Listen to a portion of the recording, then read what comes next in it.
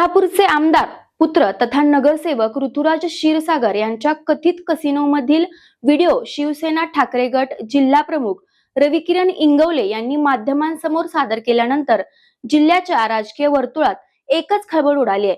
यावेळी रविकिरण इंगवले यांनी टीका करत जनतेचे प्रश्न प्रलंबित असताना लोकप्रतिनिधींनी कसिनोमध्ये वेळ घालवणे योग्य आहे का? जनतेचे पैसे जुगारावर उडवणारे लोकप्रतिनिधी समाजासमोर कोणता आदर्श ठेवणार असा सवाल उपस्थित केला। दरम्यान या आरोपांवर नगरसेवक ऋतुराज क्षीरसागर यांनी तात्काळ प्रतिक्रिया देत सर्व आरोप फेटाळून लावले। काही लोकांचे एकमेव काम म्हणजे क्षीरसागर कुटुंबाला बदनाम करणे। राजकीय हेतूने हा विषय उकरून काढला जात असून माझी प्रतिमा मलिन करण्याचा प्रयत्न केला जात आहे असे त्यांनी म्हटले। तसेच आपली बदनामी केल्याप्रकरणी संबंधित विरोधात कायदेशीर कारवाई करणार असल्याचा इशाराही ऋतुराज क्षीरसागर यांनी दिलाय। या प्रकरणामुळे कोल्हापूरच्या राजकीय वर्तुळात आरोप प्रत्यारोपांना वेग आला असून आगामी काळात हा वाद आणखी चिघळण्याची शक्यता व्यक्त केली जात आहे।